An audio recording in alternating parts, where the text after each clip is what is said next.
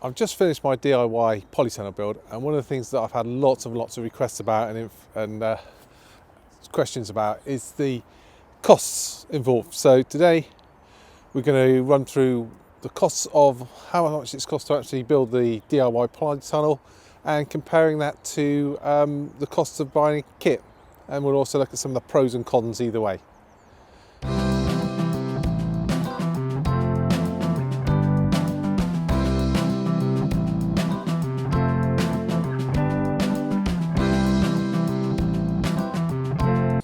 So it's pretty cold out there today. It's only just under 2 degrees. So we've decamped into the actual polytunnel itself, where it's actually 6 degrees. The greenhouse is nearly 16, so which is interesting. But we'll cover all that sort of stuff on a day. So I guess the first thing we have to start is to look at what's the comparison to a kit built version. Now I've compared quite a lot of the different polytunnel manufacturers. And the closest I've actually got was I priced up a kit version of a polytunnel from First Tunnels. What I'll do is I'll put a link to all the providers and everything else in the actual description down below. So I'll be referring to my sheet as I go through. So I got a polytunnel that was 2.44 by 4.57 meters, based on foundation tubes, timber base rails, twin brace supports, timber side ventilation rails, and wide doors. And that kit, if you were to buy it, comes in at $888.25. So that's what we're looking to aim for, is to see if the DIY build is cheaper or more expensive than doing it that way. So we'll keep that figure down in the bottom there, just so we know what we're working to. Now the way I decided to price this up is I'm going to do it 3 different ways. One is the actual full cost, and that's the cost if you never had anything whatsoever. So you never had any bits of wood or poles or anything else, or screws or anything else. So you had to buy everything from new. I'm also doing budget costing. So there's a couple of areas where I think you could, if you wanted to save money. And then also I'll refer to what my costs were, because obviously I had some bits and pieces lying around that I could reuse. So we'll run through the build as we go through, and we'll cost up each section. So first thing was the poles. So we used 33mm scaffolding poles, which we got from the metal store. And then also the ridge pole that went across the top. Now those poles, the ridge poles, about £30. The other poles are about just under £10 each. So if you were actually to do that, we've got 6 hoops in here. The reason we put 6 hoops in is because if we were doing it the same as a commercially bought polytunnel, they would have the spacing at about with 4 hoops. Now I wanted to not have quite as much spacing, because I wanted to make sure that the snow, when it gets on the sheeting, has got more support and stuff. And I didn't want to use, so instead of using 4 poles, I could have used 5, but 5 would have meant that the middle pole was right in the middle of where the 240 beams would meet. So I ended up going for 6 poles down there. So the full cost of the 12 poles and the ridge pole would be £140.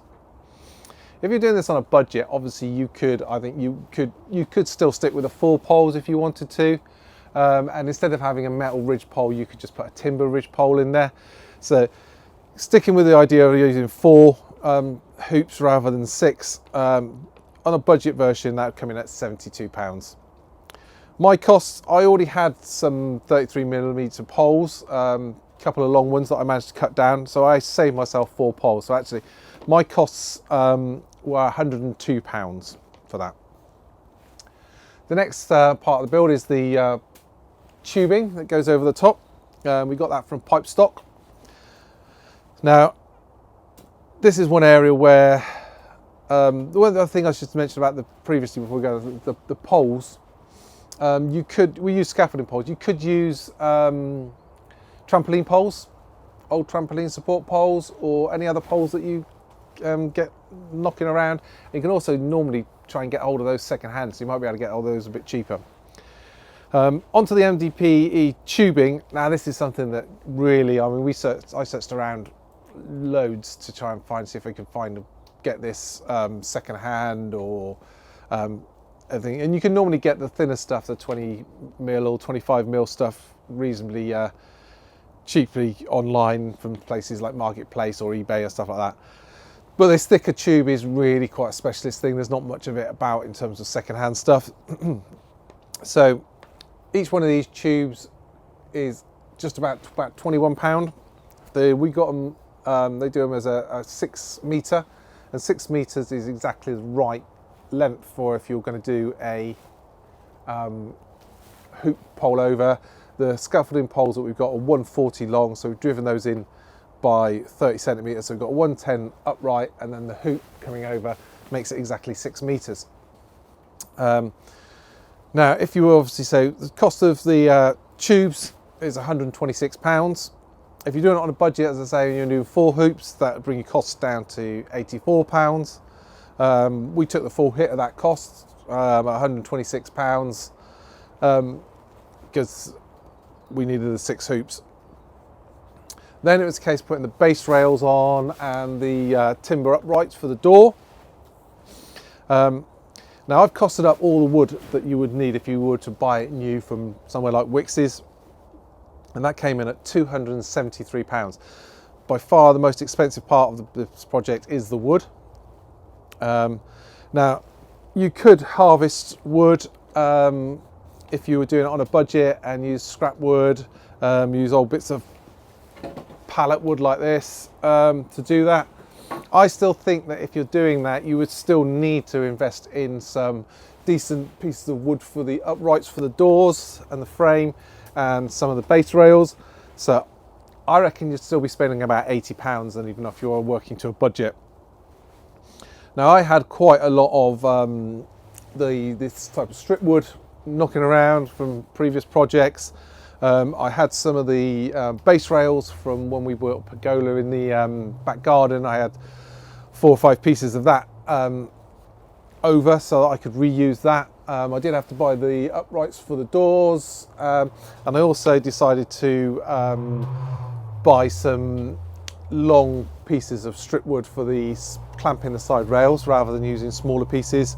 I could have quite easily used this sort of wood, pallet wood, just stripped down, but I decided to actually, rather than mess around stripping down pallet wood, to actually buy the side rails. So actually my costs for that were £135.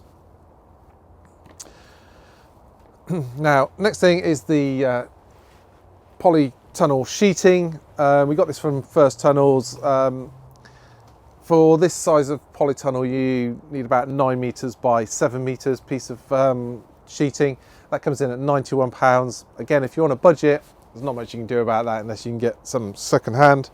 So that's, again, it's £91. Now we already had the sheeting that we needed for the bottom.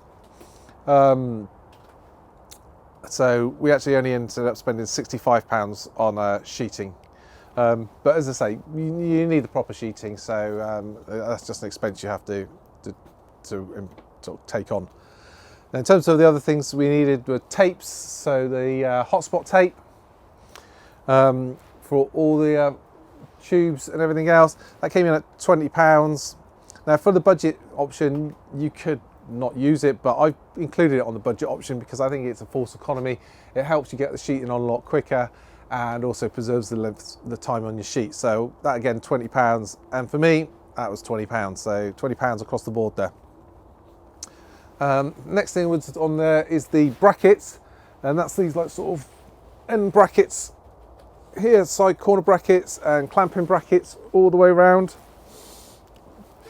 Now what you could do, now it's one of these things that you could make up your own brackets, you could bolt straight into the pipe, you could do it, but I think it's a false economy. The actual bracketing cost us £84, and it just makes the job so much more simpler. and I think you'd spend twice as long sorting out brackets and other bits and pieces and nuts and bolts and stuff like that, whereas and it'd probably cost you just as much as buying the actual proper brackets, which you can get from all the polytunnel manufacturers. We've got ours from First Tunnels. If you're doing it on a budget, I would say that actually, instead of having such a thick side rail, which would save you on timber, you could bolt the side rail on to just drill that into the actual tube and just keep your base rails with the brackets. You also, if you were using a wooden beam at the top, you could just bolt that into the actual plastic tubes rather than using the proper brackets. So on there I've put a cost of about £40, which is just the brackets for the bottom section. We got, as I say, we got all the brackets, so it was £84 for my lot. In terms of screws and other fixings, you might be just hearing there's like snow just sliding off the polytunnel here as well. You hear that in the background. So screws, you're just going to need lots of screws. Lots of screws, different lengths, bits and pieces. Now, I've put a rough estimate on this, about full cost of about £30 in screws. If you're working on a budget, you obviously, if you're using like sort of reusing nails and screws or using thinner side rails and stuff like that, I've put about £15 on that if you harvest some screws and nails and stuff. We had lots of screws and nails. I'm a great collector of screws and nails from any packaging and anything else we get, so I had quite a lot of those. And we'll also say we'll go to places like Screw Fix, where you can just buy a box of 200 screws for about £3 or £4. We ended up buying, I think it was 3 boxes of screws, and then we also bought a couple of edging blocks for these bits and stuff like that. We ended up spending about £15 in Screw Fix for all of those. So totaling all those up, full cost is £764. Doing it on a budget and trying to use only 4 hoops and using slightly less wood and harvesting some wood from pallets and bits and pieces, we've got it in at £402.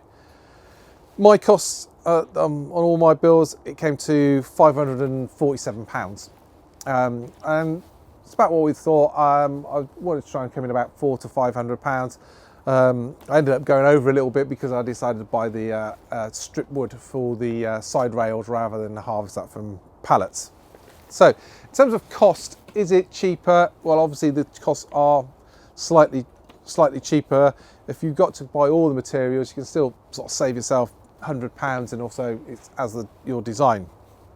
But it's not just about cost. So look at the actual pros and cons for doing a DIY build as opposed to a kit-made version. So in terms of cost, obviously if you buy a kit version, it's a fixed cost. You know, it was £880, sorry, £888.25, and that's one-off cost that you've got to pay. Now they do have purchase plans that you can have on some of the sites and spread the costs over things, but it is an outlay that you've just got to go with. On a DIY build, obviously, you can cater to your budget. You can use less hoops, or you can harvest wood, or you can harvest screws and everything else, and use stuff like that. Any old sheeting that you've got. So, and also there's opportunity, you can build it over several months and therefore spread your costs over those months. So in terms of cost, I think we have to give it to the DIY build. So next category, convenience. Now with a kit build, everything gets delivered, all your wood, all your sheet, all your hoops, everything else. Whereas for a DIY build, you're going to have to source all that stuff yourself. So in particular, the plastic hoops, we only live about a 10-minute walk away from the allotments, and believe me, if I couldn't just, the hoops that were 6 meters long got delivered as 6 meter lengths, and I'm not sure if I was in walking distance, how I ended up carrying those down. I don't know how I would actually have got those down here. So you do need to think about how you're going to get the stuff to your site, whether you can get it delivered to your site where you're actually building it, or you've got some way of transporting it. Maybe if you've got a sunroof, or maybe you could have put it up through the car and through the sunroof if you're not going too far, or somehow strap it down to the car. But a 6 metre length of tube is quite a bulky item to be strapping to anybody's car. So you do need to think about that. So in terms of convenience, the kit builds are all section pipes, so they all fit in boxes, they'll fit in the back of your car. You might have more of a struggle with some of the longer lengths of wood they deliver, but normally they're not so long that you can't fit them in a standard car. So in terms of convenience, it's got to be the kit. DIY build is nowhere near as convenient as having a kit build. Right, next category is in terms of customization. Now, there are various different options that you can select on the Polytunnel sites in terms of what you want in terms of rails and braces and doors configurations and stuff like that. But in terms of sizes, it's pretty standard sizes. It's like either like sort of 6 foot, 8 foot, 10 foot, and the same lengthwise. So, I mean, the maximum we can have on here is a 2.4 by a 4.8 metre polytunnel on our site. So I would have had to have one which was 2.44, I'm sure they'll allow me an extra 4 centimetres, by 4.57, which meant we'd lose 20 centimetres of length if we wanted to. There's also the option where when we built our brassica cage, we were on a corner there, so we actually ended up making the end diagonal. So it's not like a perfectly square brassica cage and tunnel. It's actually things. So, and also you've got the option in terms of the actual polytunnel, if you want to make it slightly high, slightly longer hoops, or you want to do the door configuration like we did here, where we put the panels in with the netting. In terms of customization, a DIY build wins hands down really. Although there is limited customization on a kit, DIY, you can do whatever you like really. Build it whatever shape you want. If you wanted a square one, you can build a square one. Next one, in terms of pros and cons, time and effort. Now, I'm no doubt that actually, I never put one all the way from, I've covered polytunnel frames before, put frames in, but I've never done it all at once. But in terms of a kit, you could put it together in a day, I think. Get a couple of you on the job. I think put the poles in, put all the bracings on, get the sheets on and everything else. I think it's a day's work, and it's really, the instruction sets that they give you. If you look on any of the polytunnel manufacturers' sites, they've got video instructions, they've got detailed page step-by-step instructions like you get with an IKEA piece of furniture. It's super easy to do. In terms of DIY build, lots of planning in terms of like just ordering stuff, getting stuff delivered, bringing it to the site, and just planning out in your head and visualizing what needs to go where, what are the next steps. There's no instructions. You've got to follow your own head really. You can look at the it's well worth looking at the actual polytunnel manufacturer's instructions just to give you tips in terms of process to go along. So in terms of time and effort, I think it's got to be the kit that wins out there. The next category down here is skills and tools. So in terms of skills and tools, you don't need a lot for the kit builds. Screwdriver, drill, a couple of spanners, and that's about it really. In terms of the actual DIY builds, there's a lot more cutting, messing around with wood, drilling and stuff like that. I mean, it's not a great deal more, but you do need a few more tools and a little bit more. You don't need any, I wouldn't say you need any major construction and DIY skills as such, but you have to be able to handle a drill and a saw and things like that. So in that, I would just about give it to the kit. And the last category we've got down here is just the satisfaction really.